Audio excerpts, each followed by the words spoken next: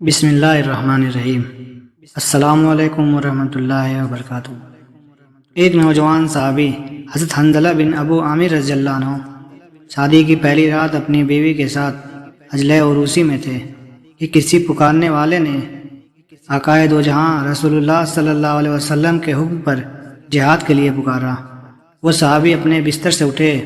دلہن نے کہا کہ آج ٹھہر جاؤ، صبح جہاد پر روانہ ہو جانا، مگر وہ صحابی تو صحابہ عشق سے مخمور تھے۔ کہنے لگے، اے میری رفیقہ حیات، مجھے جانے سے کیوں روک رہی ہو؟ اگر جہاد سے صحیح سلامت واپس لوٹ آیا تو زندگی کے دن اکٹھے گزار لیں گے، ورنہ کل قیامت کے دن ملاقات ہوگی۔ اس صحابی رضی اللہ عنہ کے اندر عقل و عشق کے مابین مکالمہ ہوا ہوگا۔ عقل کہتی ہوگی، ابھی اتنی جلدی کیا ہے، جنگ تو کل ہوگی، ابھی تو محض اعلان ہی ہوا ہے۔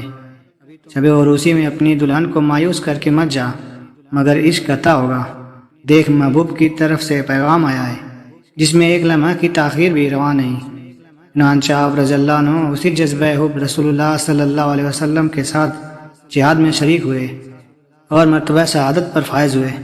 اللہ رب العزت کے فرشتوں نے انہیں غسل دیا اور وہ غسیل الملائکہ کے لقب سے ملقب ہوئے۔ حضرت قتادہ رضی اللہ عنہ سے روایت ہے کہ جب جنگ کے بعد رسول اکرم صلی اللہ علیہ وسلم نے ملائکہ کو انہیں غسل دیتے ہوئے ملاحظہ فرمایا تو آپ صلی اللہ علیہ وسلم صحابہ کرام رضوان اللہ علیہم اجمعین سے مخاطب ہوئے، تمہارے ساتھی حنظلہ کو فرشتوں نے غسل دیا، ان کے اہل خانہ سے پوچھو کہ ایسی کیا بات ہے جس کی وجہ سے فرشتے اسے غسل دے رہے ہیں۔ ان کی اہلیہ محترمہ سے پوچھا گیا تو انہوں نے بتایا کہ حضرت حنظلہ رضی اللہ عنہ جنگ کی پکار پر حالت جنابت میں گھر سے روانہ ہوئے تھے۔ بس رسول اللہ صلی اللہ علیہ وسلم نے فرمایا، یہی وجہ ہے کہ فرشتوں نے اس سے غسل دیا، اور اللہ تعالیٰ کے ہاں اس کے مقام و مرتبے کے لیے یہی کافی ہے۔ آپ کا نام حضرت حنظلہ رضی اللہ عنہ تھا، ان کا تعلق قبیلہ خزرج سے تھا۔ حضور صلی اللہ علیہ وسلم کے سچے وفادار اور مخلص مومن تھے۔ ان کا والد ابو عامر بھی رئیس المنافقین عبداللہ بن ابی کی طرح قبیلے اور بستی کا ایک معروف آدمی تھا۔ وہ عیسائی راہب بن گیا تھا اور اس کی علم و وجاہت اور زہد و تقویٰ کا بڑا چرچا تھا۔ اس کے ساتھ ساتھ اس نے اپنی چالاکی سے خود کو بڑا درویش ثابت کر کے جلائے پر اپنا مذہبی تقدس اور رعب قائم کر رکھا تھا۔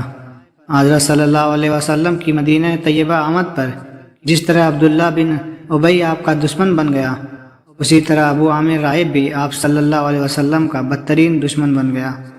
یہی شخص ہے جس کی سازش سے مدینہ میں مسجد ضرار تعمیر کی گئی تھی۔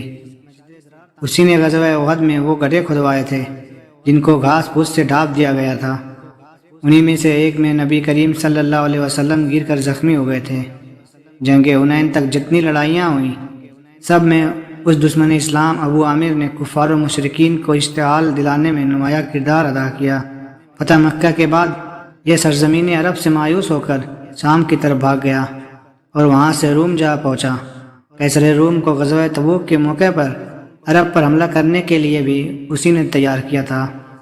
اس بدبخت انسان کے گھر میں حضرت حنظلہ رضی اللہ عنہ جیسا سپوت اسلام پیدا ہوا۔ غزوہ احد میں حضرت حنظلہ رضی اللہ عنہ نے اپنے باپ کو بھی قتل کرنے کی کوشش کی تھی، مگر وہ بھاگ کر صفوں کے پیچھے چھپ گیا۔ پھر آپ رضی اللہ عنہ نے سردار قریش ابو سفیان، جو فتح مکہ پر مسلمان ہو گئے تھے، پر حملہ کیا اور قریب تھا کہ قتل کر دیتے۔ آپ نے ان کے گھوڑے کی ٹانگ کاٹ دی، گھوڑا اور سوار دونوں گر گئے۔